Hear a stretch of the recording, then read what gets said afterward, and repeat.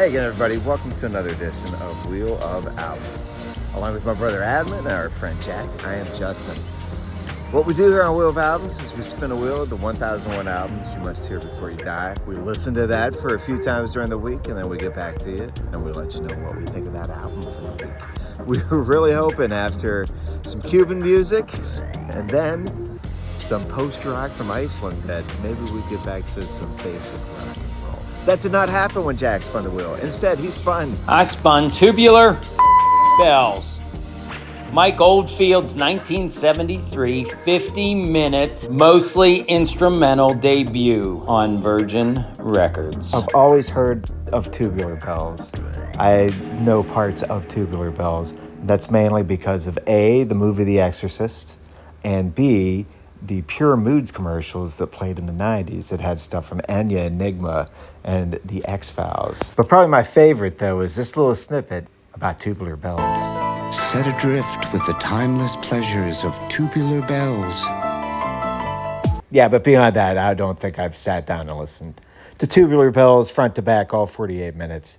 It was quite the experience. Adam, what do you have to say about Tubular Bells? When I first found out we were going to listen to this, I thought, good Lord, I'm starting to think that Justin's just trying to play one big prank on us where he just puts in one weird album on the wheel, and that's what we're going to get every week. Dad had a copy of it on CD, and he got into it for a while, but I had never listened to it, and now I can say that I have. Initial reaction to Tubular Bells. Well, we're in for a wild one this week, aren't we? But it was not with a great amount of anticipation when this came up. And I think I'm the one that spun it, so this is my fault. Most people probably wouldn't even be able to talk to you about anything past the Exorcist music, which is the first 3 or 4 minutes of the album.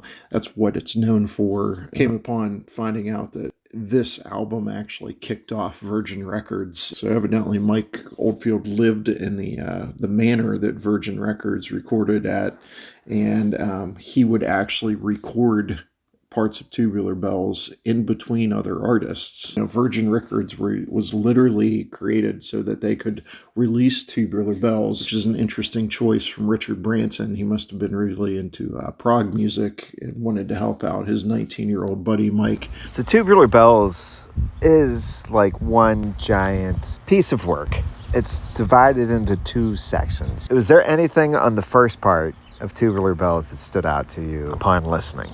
Obviously, the very beginning that was used in The Exorcist. That's good. Here's what I got a problem with. You name it Tubular Bells, and then it's just this one long track.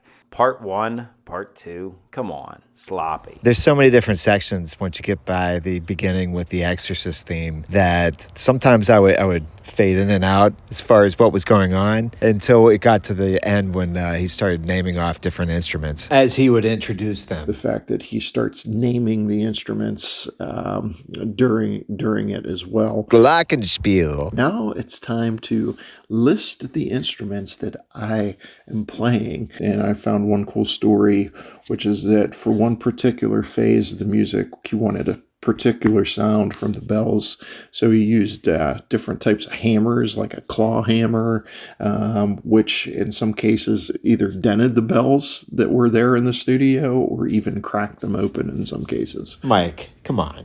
Respect the bells. Yes, even had the common courtesy when they did long songs to break it up and pretend there were movements or something like that. So I've come up with a couple things that probably should be brought up. Maybe he could call them movements. Maybe it chops up the record a little better.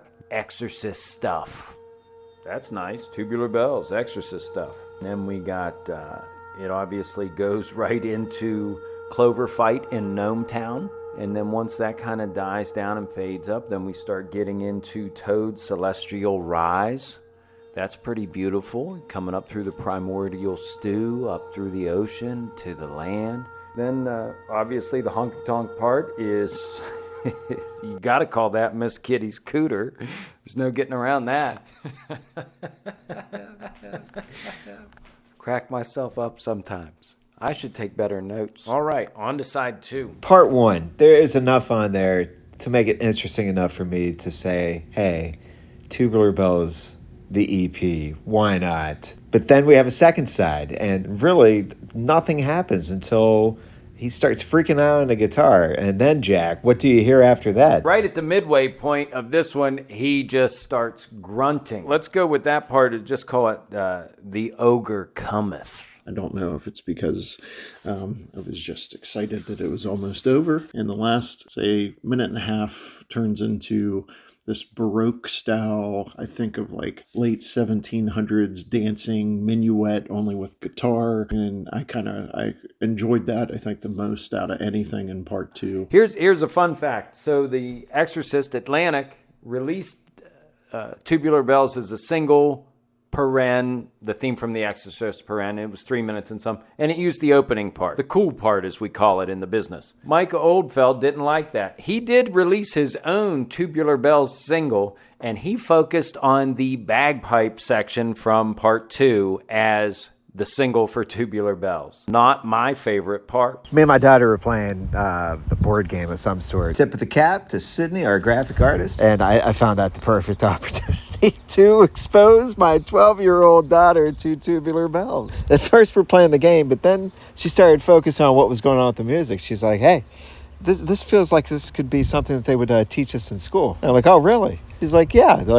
I'm like, do you think this would be a good curriculum then for a sixth grader? And she said, absolutely. How do you guys feel about that? Announcing the instruments that are being played, just like a sampler record. Or, as Sydney has very adroitly pointed out, something that they do in music class, just to say, this is what the sound's like. I'd say if your music teacher is a old hippie that loved prog rock and really wanted to, it would be an interesting choice for a music teacher to make, but music teachers make interesting choices. Those related arts teachers are crazy. Maybe to pique your interests, you learn how to play the Exorcist music in sixth grade. I had a colorblind art teacher that loved Three Dog Night. Mr. McDonald, I had him too, Adam. Never understood how he could grade papers on stuff. All right, when we take a look at the numbers for Tubular Bells, I was the highest. I give it a 6. I gave part 1 a 7 and part 2 a 5 on a scale of 1 to 10. Adam and Jack both gave it a score in the 2s. Adam a 2, Jack a 2.5. We favored part 1 over part 2 by a score of 12 to 9 for those keeping score at home. When he announces plus Tubular Bells, I really was kind of let down. Again, not angry at you, Mike, but I am disappointed. I wanted that tubular bell to ring my brain, and it didn't. Is Tubular Bells an album to listen to before you die? I'm going to absolutely say no. I think you go watch The Exorcist. I think that's a better use of your time to see that classic movie. Maybe you dip in for the first 2 to 4 minutes of the first half and the last 2 minutes of the second half, and then you're done. No offense, Mike Oldfield, but you just felt like this guy that was trying to prove that you could show and play all these different instruments, and you just happened to live at the same place as the recording studio. I'm going to give this one a pass. Okay, so hear me out for my theory on this. I gave this some good thought. Listening to it 3 times in a week was too much. Listening to it 2 times in a week, it was very challenging as well. But at the end of the day, I think you must listen to Tubular Bells at least once in your life. Mike Oldfield was like a kid virtuoso at 19 years old. He just wanted to show you all these instruments and all this stuff he could put together.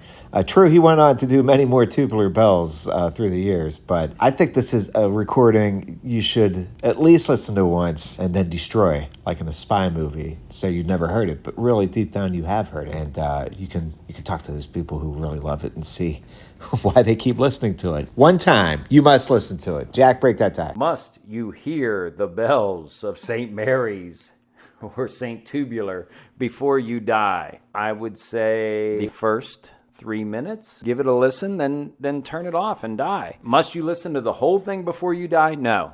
Don't do it. And here's, along those lines. So Mike Oldfield releases a second album. Guess what? Tubular Bells 2. You know what he follows that up with? Tubular Bells 3. Then he busts out a little, it's 1999, time to party. The Millennium Bell. And then back to the well, or back to the bell, should we say, Tubular Bells 2003.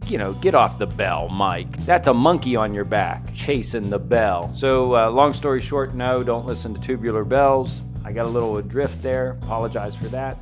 Fix it in post. Okay, so we are gone from Tubular Bells. That is 28 episodes down. Thanks for listening. If you're watching on YouTube, subscribe. We have a new episode just about every Monday. Spotify, follow us along there and listen for more great content like what's going to be the 29th episode. I get to spin the wheel. Let's see what I get. Big wheel keeps on spinning.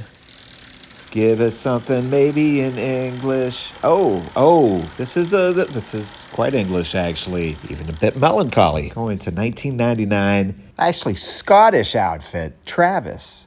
And The Man Who. From our brother Adam and our friend Jack. I am Justin. Hope you have a wonderful, wonderful week. We'll see you next time on Wheel of Album. Now go take a claw hammer and ring those tubular bells. In case I was laughing too much at my fake name for the honky tonk section, I'm going to compose myself, Justin, and I'm going to say it again. Miss Kitty's Cooter. Again, Miss Kitty's Cooter. You gotta have the bells.